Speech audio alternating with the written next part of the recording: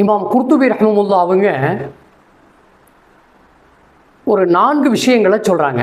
ஒரு ஊர் அமைதியாக சோதனைகளை விட்டும் பாதுகாக்கப்பட்டு அந்த மக்கள் எல்லாம் ஒரு சிறப்பான வாழ்க்கையை வாழணும் அப்படின்னு சொன்னால் அந்த ஊரில் ஒரு 4 விஷயங்களை பார்க்கணும் அப்படின்னு சொல்கிறாங்க.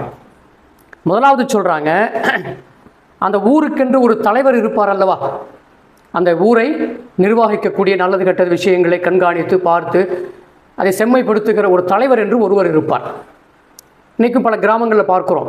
பல கிராமங்களில் பாப்பா என்ன செய்வாங்கன்னு சொன்னால் பள்ளி தான் அந்த ஊருடைய நீதிமன்றம் மாதிரி இருக்கும். அங்கே தான் எல்லாம் பேசப்படும். அங்கே முத்தவழின்னு ஒருத்தர் இருப்பார், இல்லை தலைவர்னு ஒருத்தர் இருப்பார். அந்த ஊரை நிர்வகிக்கக்கூடிய பொறுப்பில் அவர் இருப்பார். இப்போ இமாம் குர்துபி ரஹ்மத்துல்லாஹி அவங்க சொல்கிறாங்க, அப்படிப்பட்ட அந்த தலைவர், அந்த ஊருக்கான அந்த தலைவர் அநீதம் இழைக்காத நீதம் செலுத்தக்கூடிய ஒரு மனிதராக இருக்க வேண்டும். அவர் தலைவராக அங்கே இருக்க வேண்டும். 2வது சொன்னாங்க, அந்த ஊரில் ஒரு மார்க்க அறிஞர் இருக்க வேண்டும்.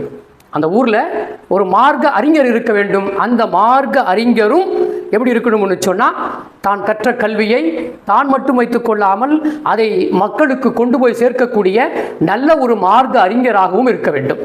மார்க்க அறிஞர் எந்த ஊரில் இல்லையோ அந்த ஊருக்கு சோதனைகள் என்று சொல்லி இமாம் குர்துபி ரஹ்மத்துல்லாஹி அவங்க சொல்லுகிற ஒரு செய்தி. அடுத்து 3வதாக சொன்னாங்க, நன்மையை ஏவி தீமையை தடுக்கிற அந்த ஊரில் இருக்கக்கூடியவங்க, வெளியிலேருந்து வந்தல்ல, வெளியிலேருந்து தப்லீகாரங்க வர்றாங்க, 3 நாள் தங்கிட்டு அல்லது 1 நாள் தங்கிட்டு செஞ்சுட்டு நன்மை ஏவி தீமை தடுக்கிற விஷயங்களை செஞ்சுட்டு அப்புறம் போயிடுவாங்க.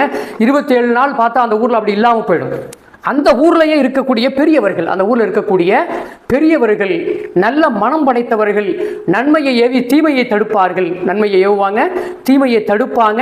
அது மட்டுமல்ல, அந்த ஊரில் கல்வியை மேம்படுத்துகிற சேவை என்ன செய்வாங்கன்னு சொன்னால் தொடர்ந்து செய்து கொண்டே இருப்பார்கள்.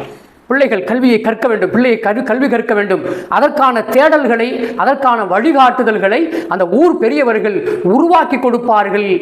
அதே போன்று குர்ஆனை கற்றுக் கொடுக்கிற, குர்ஆனை தேடுகிற, குர்ஆன் சொல்லுகிற செய்திகளை கொண்டு போய் சேர்க்கிற பெரியவர்கள் அந்த ஊரிலே இருக்க வேண்டும். அப்படி இருந்தால் அந்த ஊர் சோதனைகளை விட்டும் பாதுகாக்கப்படும் என்று சொல்லி இமாம் குர்துபி ரஹ்மத்துல்லாஹி அவங்க சொல்லித் தருகிற 3வது செய்தியாக பார்க்கிறோம்.